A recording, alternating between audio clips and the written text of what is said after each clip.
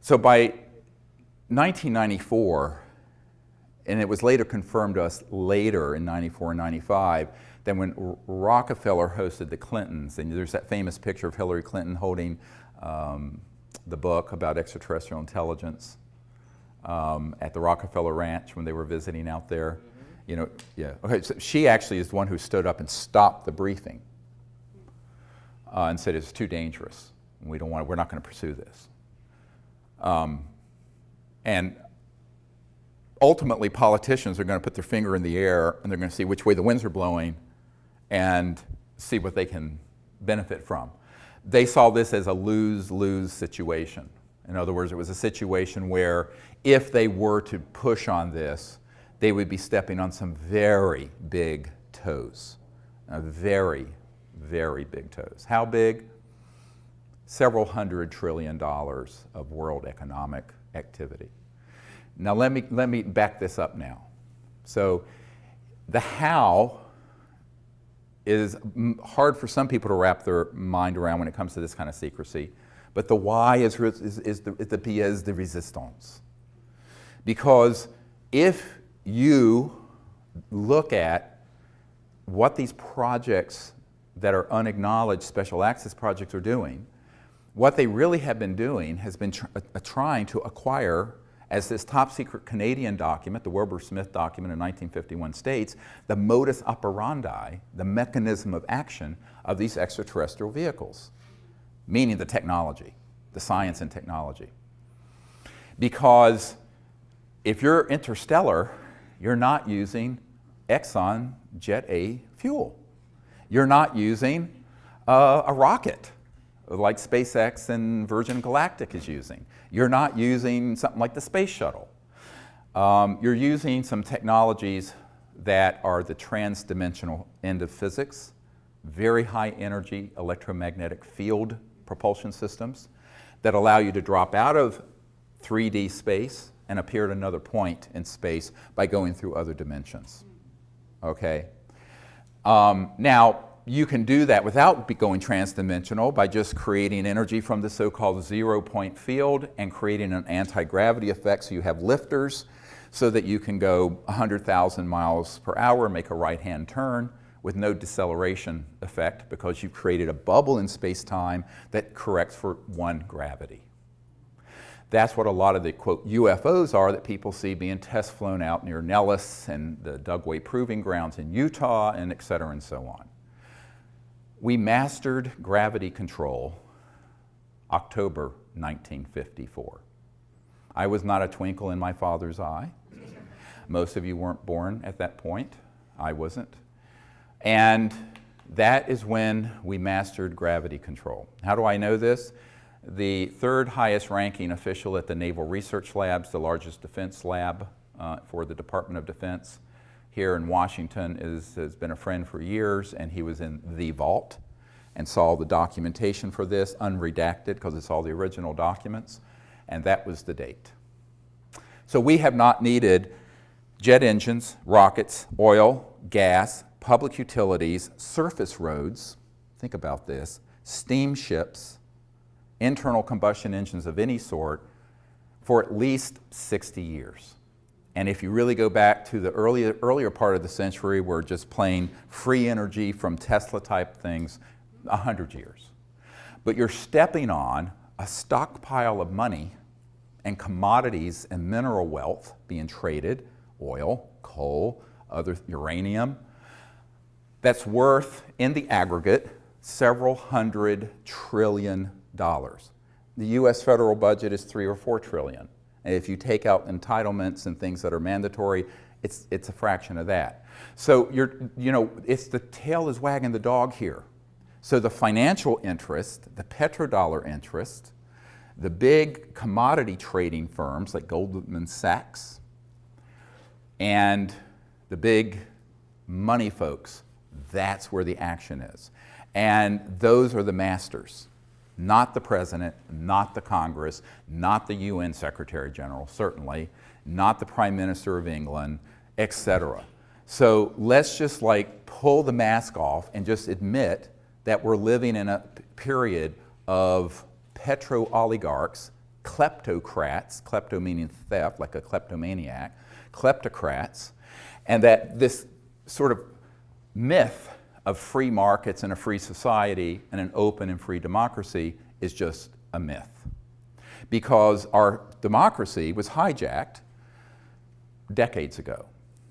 Now, on trivial issues like the marginal tax rate or whether you're going to raise or lower payments for Social Security, the President and Congress can fight about that, and it's sort of this show going on, a whirling dervish show of nonsense that goes on. On these issues, they don't want those clowns, is how they view it, dealing with it. So this permanent, unacknowledged, covert program has put a lead ceiling in. And only rarely does anything bubble up from there, or down, I should say, to the body politic out of these unacknowledged special access projects. So it became my task to find out how to do that and live to see the next day, all right? Because it doesn't do me any good if I do it recklessly and I'm dead. You can't do anything if you're dead. Well, you can, but it's, different. So you're doing other things. So this became really the central issue. And Lawrence Rockefeller, I suggested, look, we need to then, if the president will not do this, we need to get together a group of people, put together this best available evidence, and also assemble top secret folks who will have the courage to provide credible documentation, testimony about what they've known.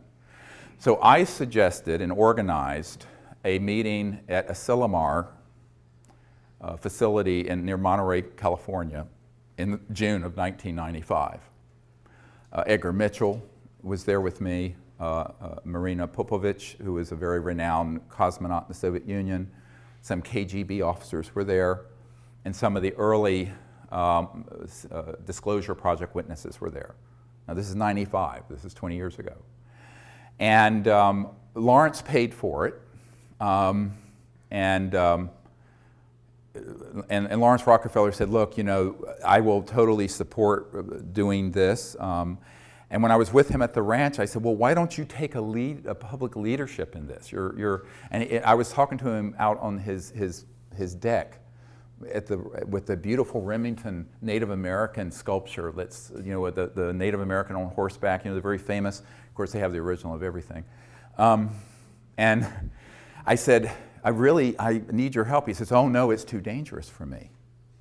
He says, there are members of my family already jumping up and down on my feet that I'm doing this much. And I knew he was talking about he was talking about, the money people in his family. He was the philanthropic guy who just wanted to give away his wealth before he died. That was his whole purpose. Really sweet man. And so I said, well, okay, I told him, you're old, you're rich, and you're a Rockefeller. I'm a nobody. I'm a North Carolina doctor who's trying to do this with no resources. He says, I'll be behind the scenes. And he took his old hands and did this, and he said, it's like a flock of geese. We're all flying together. I'll be back here, and you need to be here. I said, well, yeah, but that head goose gets all the head. They take turns. He said, no, you be up here. It was very comical. I said, oy vey, this is like, I said, okay, that's what we'll do then. And he wanted to just stay behind the scenes, but he was provide that support, hosted the Clintons. So we had something called Project Starlight that formed before the briefing of the CIA director. That was the code name for what became the Disclosure Project that all of you know about.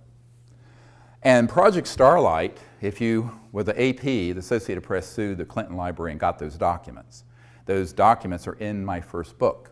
And at Asilomar, we had all these dignitaries, including Kevin Foley and astronaut Edgar Mitchell and Marina Popovich, and all these folks sign a letter to the President of the United States recommending ending the secrecy.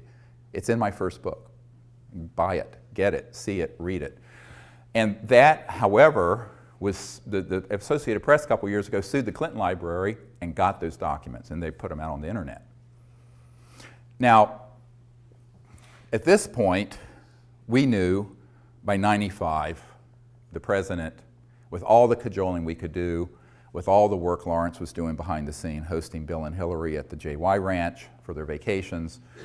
A very good friend of the president's, I don't want to name her, but used to live at the White House and very good friends with Hillary, said that Hillary did not want to deal with this at all, but Bill was so interested in that, he would pull out the best available evidence briefing packet that we put together, and we'd be sitting in the private quarters of the White House going through it. And she's this hilarious woman who did a perfect imitation of Bill Clinton. And he said one time they put it out on the floor and she was sitting there with him. And he was going through it going, well, I know all this is true, but they won't tell me a thing, not a goddamn thing. Just like that, about all these secret programs. So when she told me that, I said, it sounds like Mr. Clinton. So from 95 until 98, I proceeded then to approach various members of Congress. And we had already started that process thinking, well, okay, if the president won't do an executive action and force his way to control these unacknowledged special access projects, maybe a member of Congress will have the courage to hold a hearing. And since we now have identified, first it was about a dozen, and then it became several dozen top secret guys that could be subpoenaed and swear under oath with penalties of perjury, federal penalties of perjury, if you're testifying before Congress. Go ask some folks who are in prison for lying to Congress about what they knew. And so I started assembling these folks, the first meeting of which was in June of 1995. I'd met with a number of them one-on-one, but there's strength in numbers. So I realized that if we came together as a group and they got to know each other and they felt that it was, they felt safer, they felt protected if they were all doing it together. You see what I mean? Brilliant. Okay, so that was what I did, is pull people together. Because these men and some of the women involved were terrified about speaking about this on their own as lone wolves. But I said, let's get a mass of us together and do it. So that first gathering was very historic because it was sort of presaged what we did in 2001.